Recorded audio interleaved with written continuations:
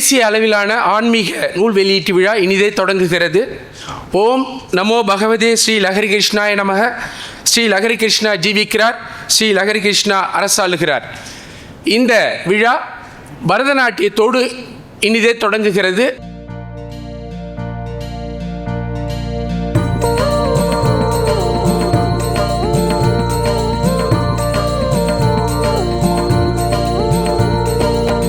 கீர்த்தனம் அர்ச்சனம் காண்டமேயம் அர்ப்பணம். கீர்த்தனம் அர்ச்சனம் காண்டமேயம் அர்ப்பணம். சரிகம சுபஸ்வரங்களே பதனிச ஸ்வரமாலை பரிமளம் என்றுமே லஹரி கிருஷ்ணார்ப்பணம். பரிமளம் என்றுமே லஹரி கிருஷ்ணார்ப்பணம். கீர்த்தனம் அர்ச்சனம் காண்டமேயம் அர்ப்பணம்.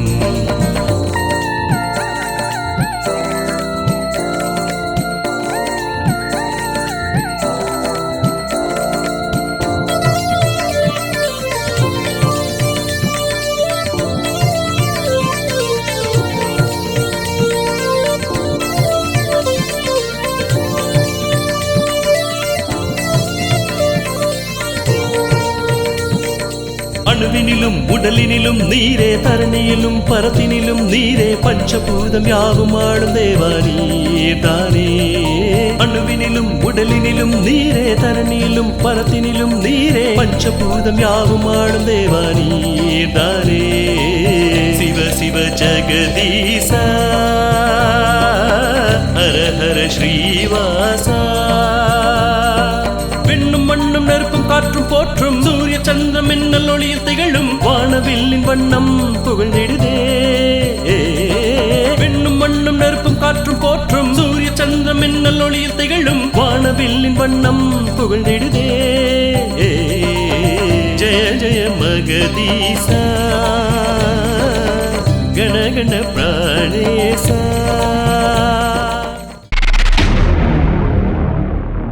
கற்றதனால் ஆய பயன் என் கொள் வாளறிவன் நற்றாள் தொழார் எனின் என்பது வள்ளுவர் வாக்கு. இறைவனை நாடாமல் இருந்தால் நாம் படித்த கற்ற கல்வியினால் என்ன பயன் என்று வினா தொடுக்கிறார் வள்ளுவர். ஆன்மீக வழியில் நாம் இந்த விழாவை கொண்டாடி கொண்டிருக்கிறோம். இந்த விழாவில் மிகச் சிறப்பாக நடனமாடிய 2 நடன கலைஞர்களையும் நாம் கரவொலி எழுப்பி அவர்களை வாழ்த்துவோம், பாராட்டுவோம். நன்றி அம்மா, நல்லா ஆடுனீங்க 2 பேரும். அடுத்ததாக விழா தொடங்கவிருக்கிறது. நான் ஏற்கனவே சொன்னது போல சங்க இலக்கியத்தில் ஒரு கணியன் பூங்குன்றனாருடைய பாடல் வருகிறது. பெரியோரை வியத்தலும் இளமே அதனினும் சிறியோரை இகழ்தலும் இளமே என்பதான ஒரு மிகச்சிறந்த பாடலடி. நாம் இந்த உலகில் அனைத்து உயிர்களையும் ஒன்றாக பார்க்க வேண்டும் என்பதுதான் அந்த பாடலடியுடைய விளக்கம். நம் லஹரி கிருஷ்ணாவும் அதையே தான் சொல்லுகிறார். முதலாக புதுச்சேரி மனுஜோதி ஆசிரம பக்தர்கள் இறைவணக்கம் செய்வார்கள்.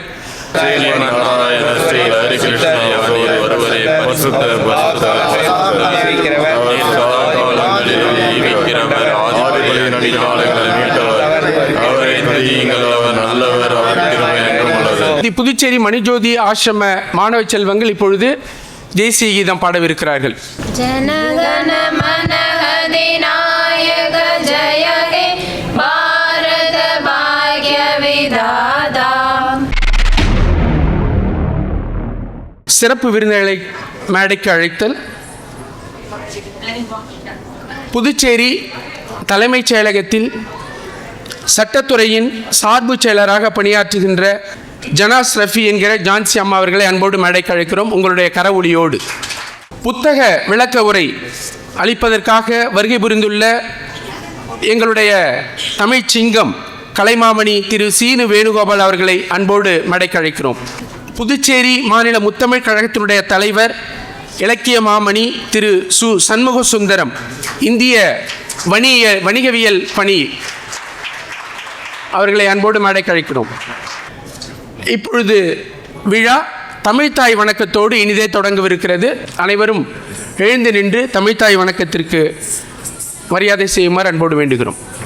வாழ்வினில் செம்மையை செய்பவள் நீயே, மாண்புகள் நீயே, என் தமிழ் தாயே, வீழ்வாரை வீழாது காப்பவள் நீயே, வீரனின் வீரமும் வெற்றியும் நீயே.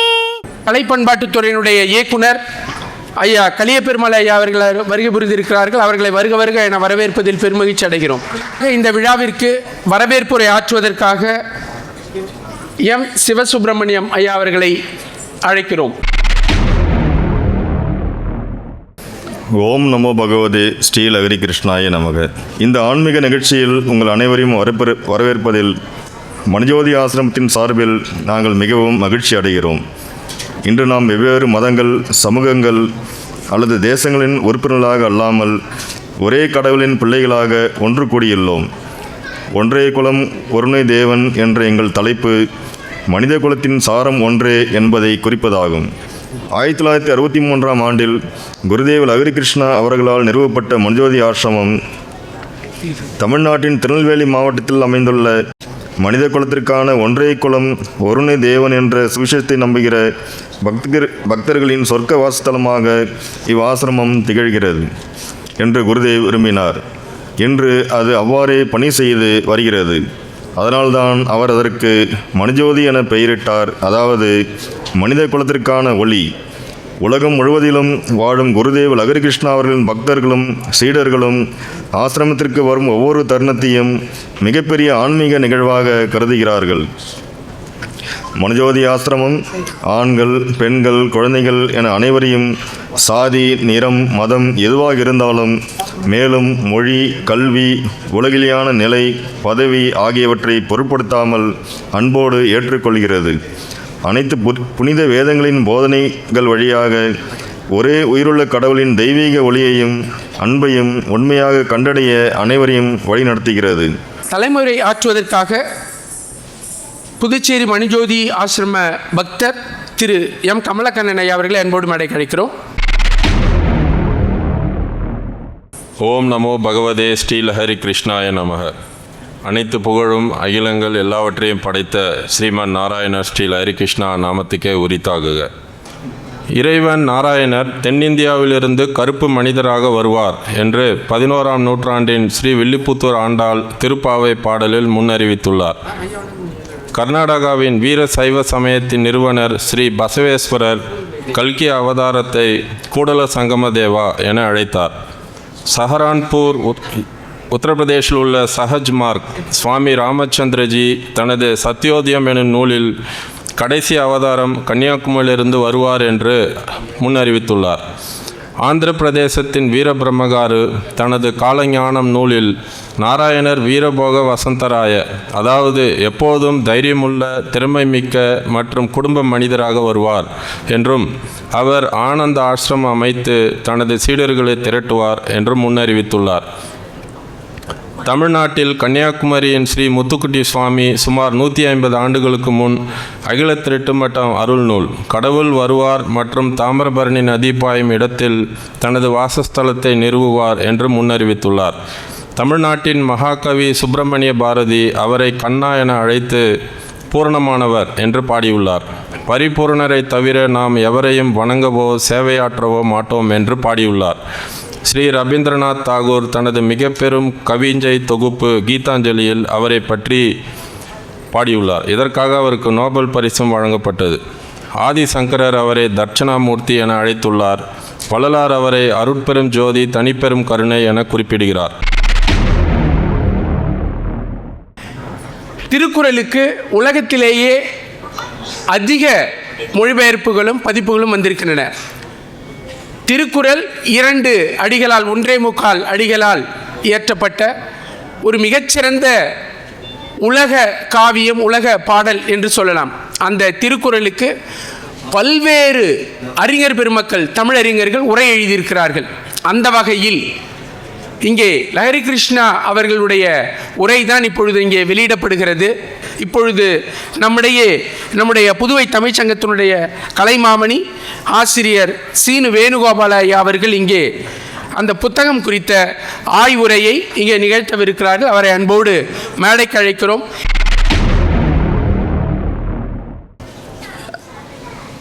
உலக பொதுமறையாக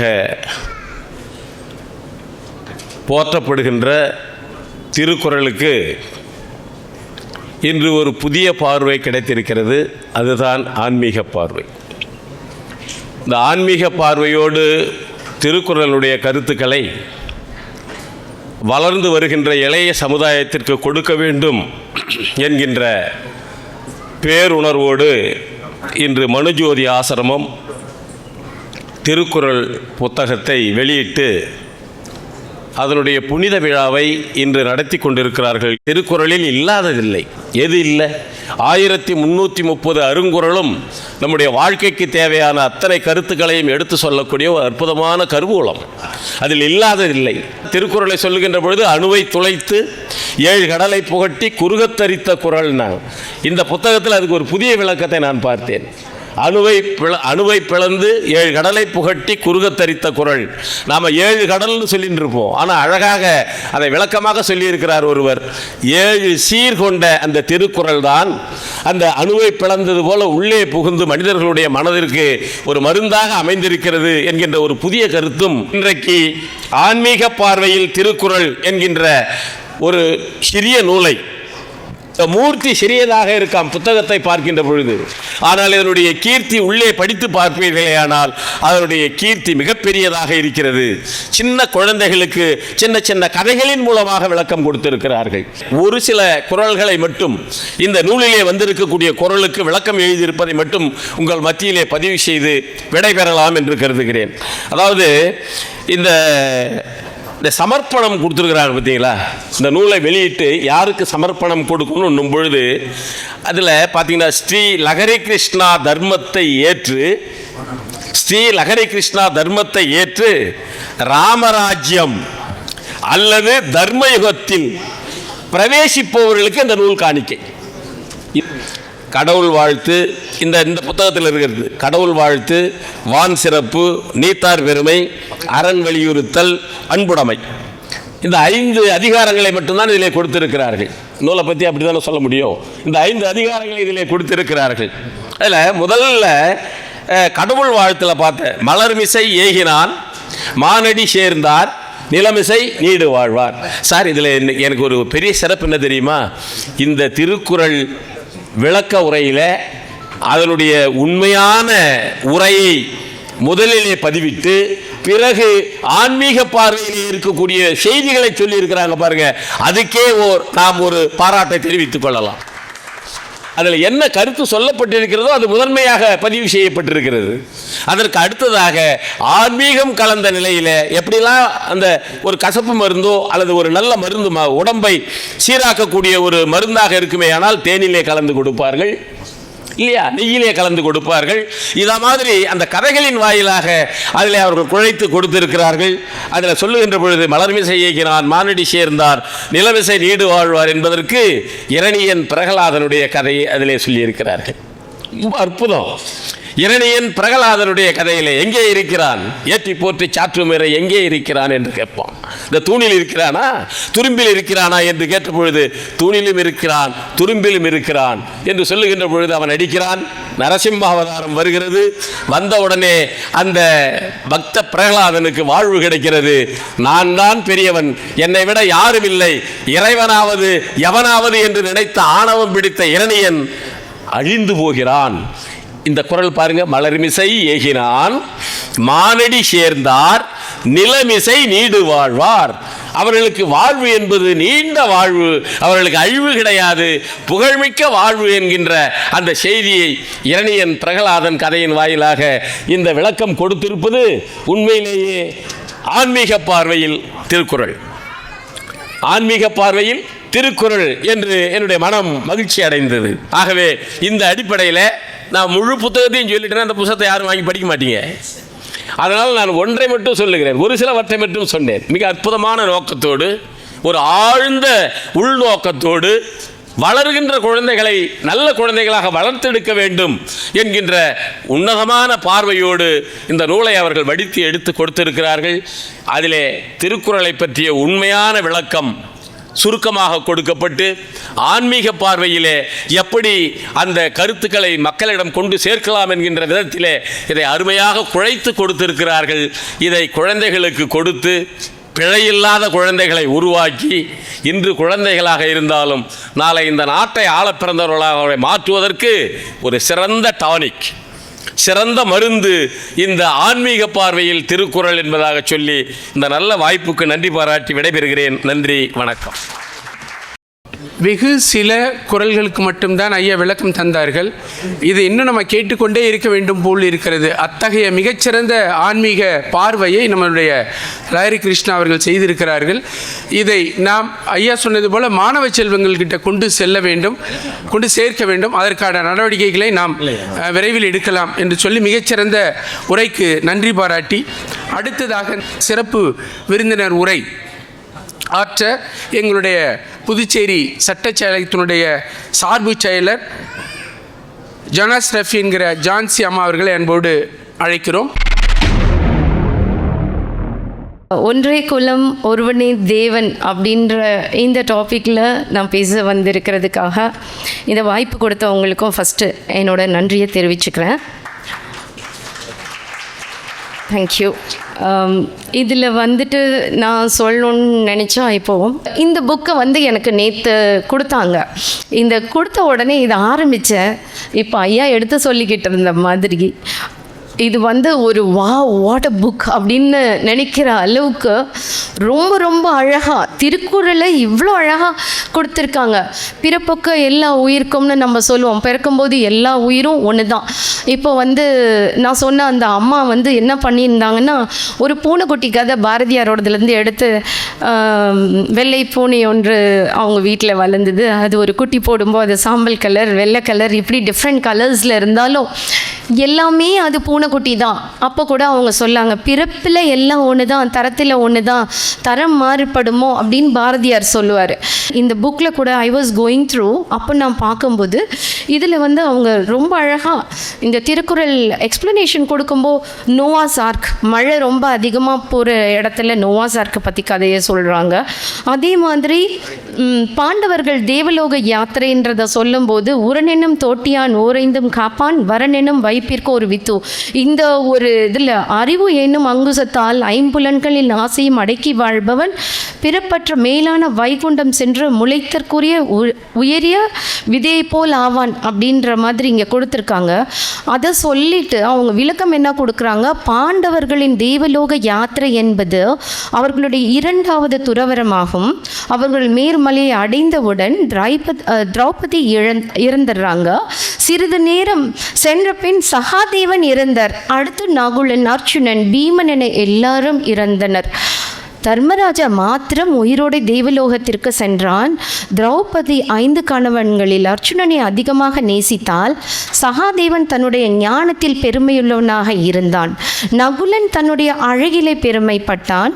அர்ச்சுனன் சத்துருக்கள் அனைவரையும் தானே கொன்று போடுவேன் என்று சத்தியம் செய்து தன்னுடைய கூற்றினால் மற்ற பெரும் வீரர்களை அவமதித்தான். பீமன் தன் சரீர பலத்திற்குறித்து மிகவும் பெருமை பாராட்டினான். அத்துடன் பெருந்தீனிக்காரனாகவும் இருந்தான்.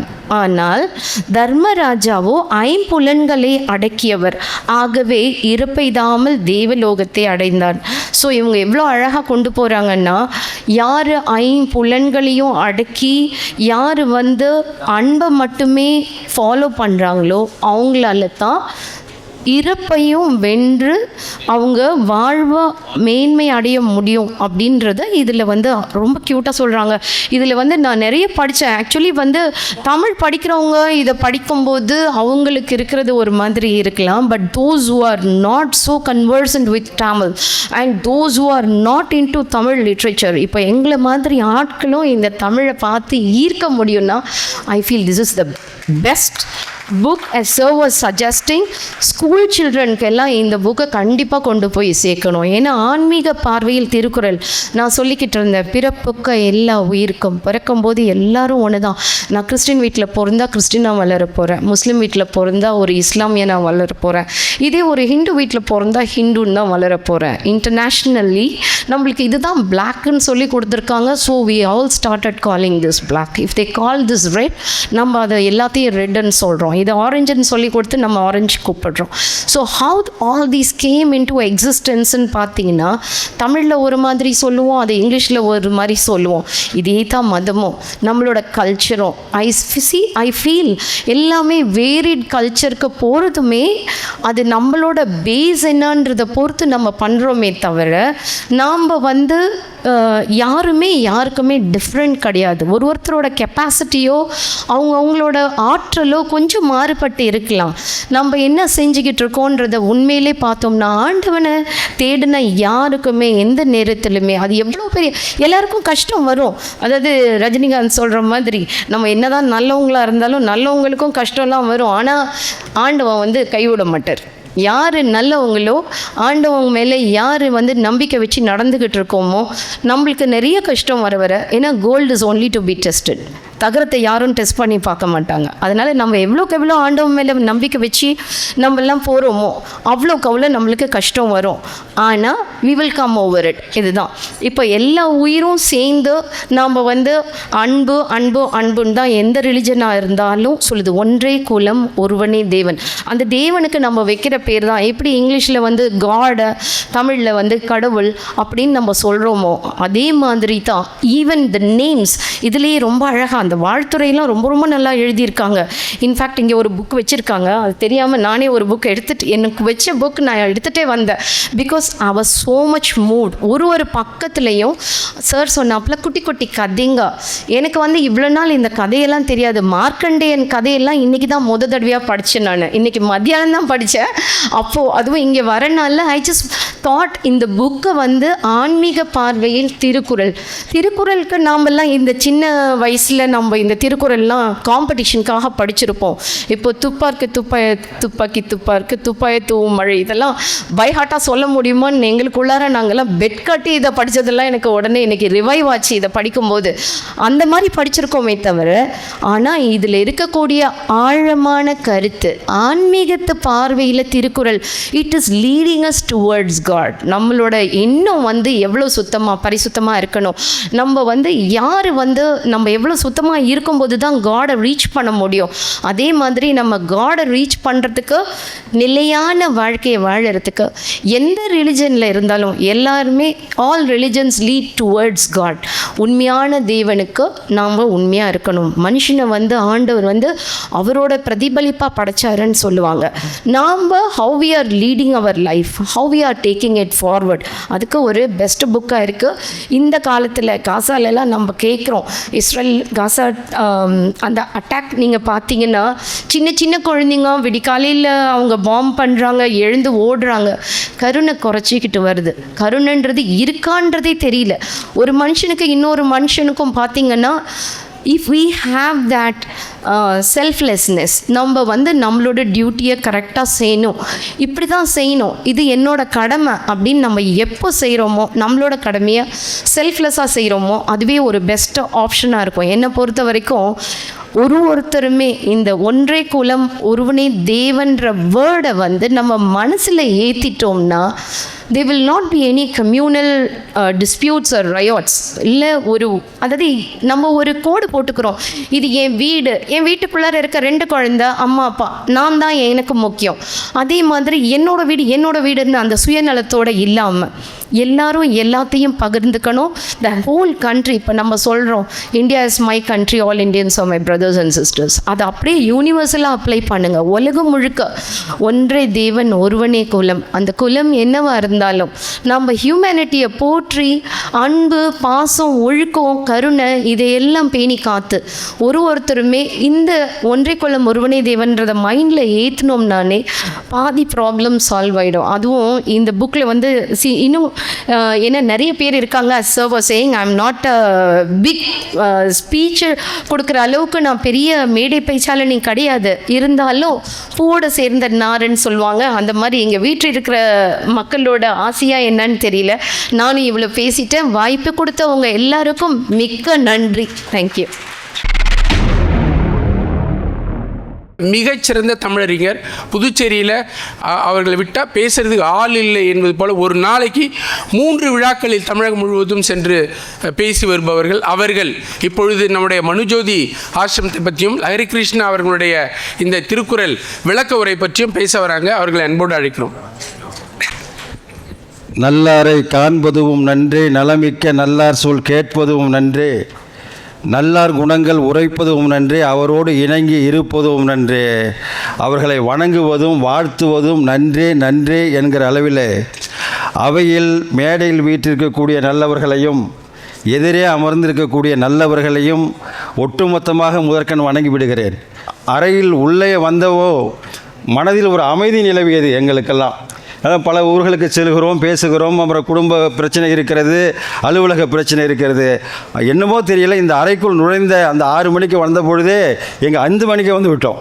மனதில் ஒரு அமைதி நிலவியது என்று சொன்னால் அதுதான் இந்த மனுஜோதி ஆசிரமத்தினுடைய பெருமை என்று நினைக்கிறேன். உண்மையிலே அதுதான் அந்த அவருடைய அருள், அவருடைய சக்தி அப்படி நம்மை மாற்றுகிறது என்பதை நான் முதற்கண் தெரிவித்துக் கொள்கின்றேன்.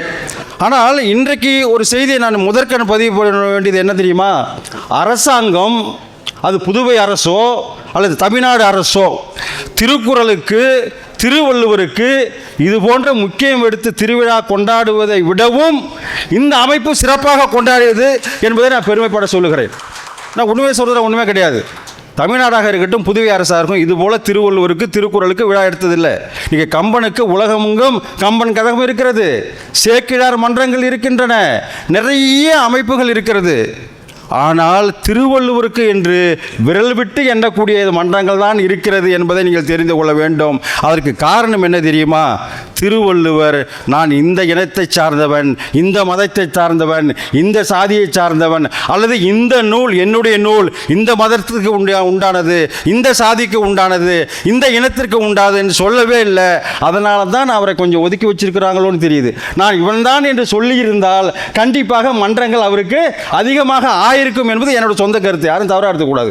ஆனால் தெரியல, அவர் என்னன்னு கண்டுபிடிக்கவே முடியல திருக்குறள் என்னன்ட்டு. சரிங்களா? இப்போ திருக்குறள் எடுத்து படிக்கிற பொழுது 133 அதிகாரங்கள் சொல்கிறோம் இல்லையா?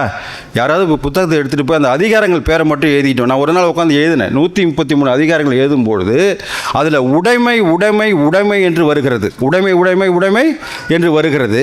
அதை எடுத்து நான் பார்க்கும்பொழுது முதலில் வருவது அன்புடைமை, அடக்கமுடைமை, ஒழுக்கமுடைமை, பொறையுடைமை, அருவுடைமை, அறிவுடைமை, ஊக்கமுடைமை, ஆள்வினையுடைமை, பண்புடைமை, நானுடைமை, 10 உடைமைகள் இருக்குது. நான் மேடத்துக்காக தான் கொஞ்சம் விவரமாக பேசுகிறேன்.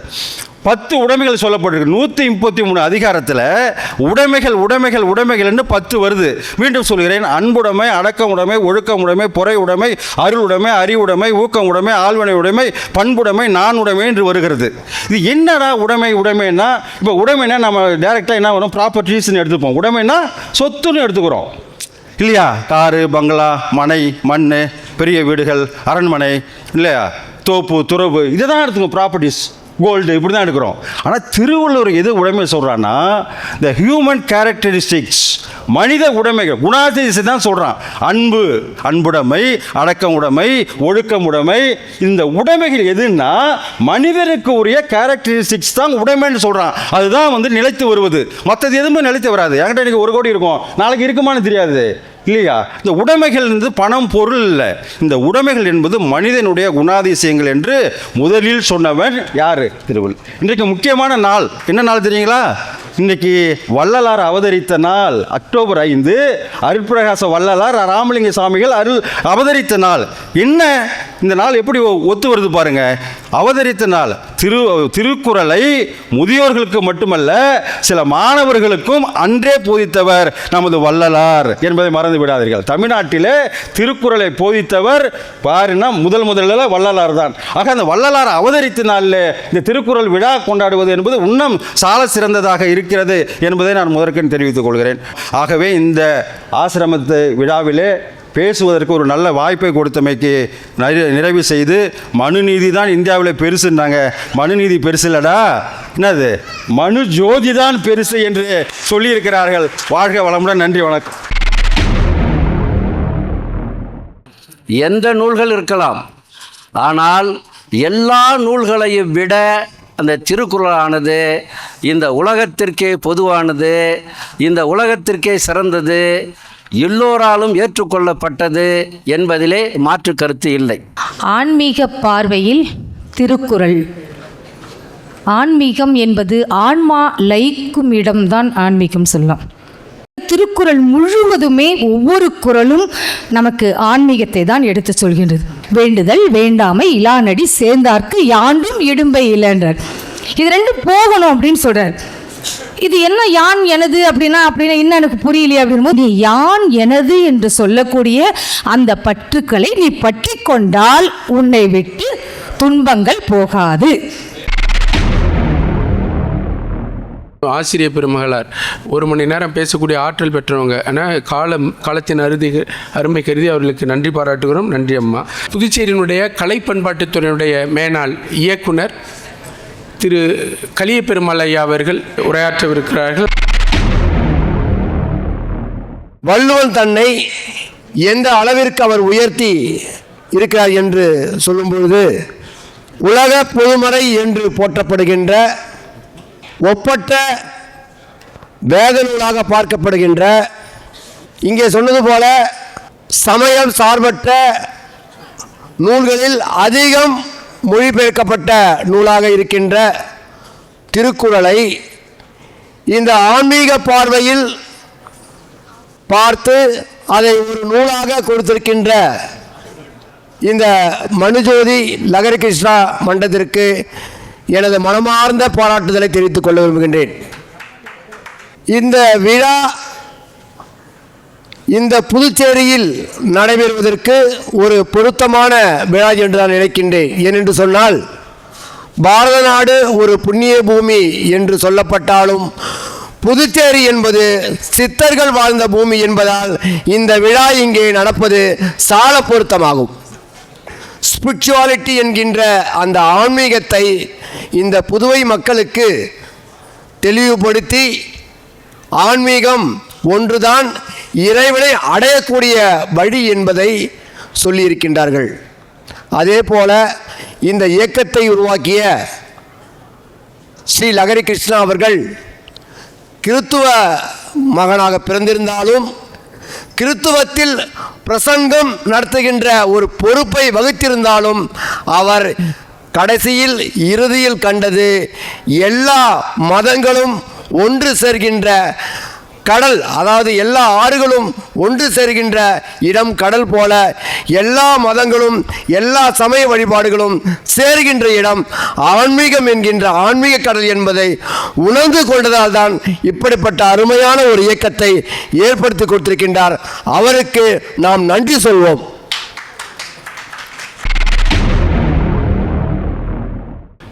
நம்மளுடைய சதநல பாபு அவர்களை இந்த நேரத்தில் இங்கே அழைக்கிறோம். அவர் புதுச்சேரி அரசில் இளநிலை கணக்கு அதிகாரியாக பணியாற்றி வருகிறார். அவரை மனுஜோதி ஆசிரம் சார்பில் ஆன்மீக பார்வையில் திருக்குறள் என்ற நூலை பற்றி பேசுவதற்காக அன்போடு அழைக்கிறோம்.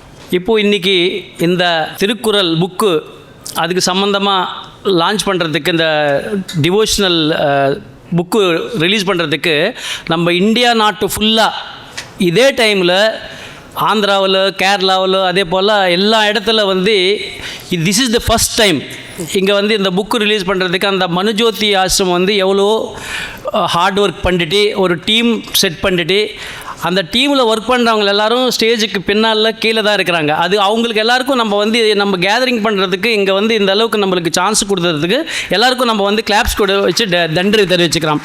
கலைமாமணி, அப்புறம் வந்து ரிட்டையர்டு பிரின்சிபால், அப்புறம் வந்து நிறைய ஐஆர்எஸ்லேருந்து வந்தவங்களே இருக்கிறாங்க.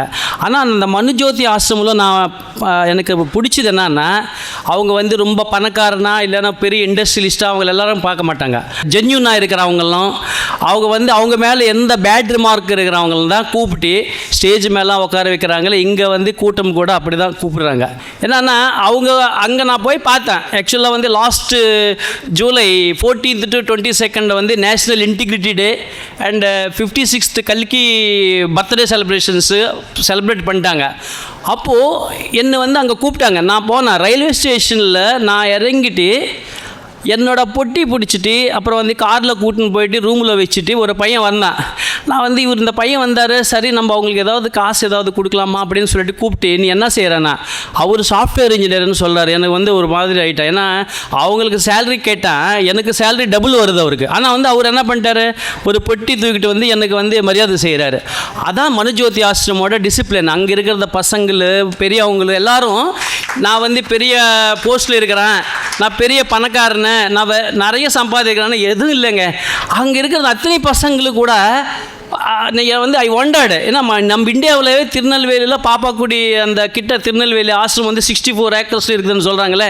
அங்கே போய் முதல் தடவை நான் பார்க்கும்போது அவங்க வந்து என்ன ஊர்லேருந்து வந்தாங்க, நீங்கள் என்ன ஜாதி, என்ன கேஸ்ட்டு, நீ பணக்காரனா நீ பிச்சைக்காரனா எதுவும் பார்க்கல.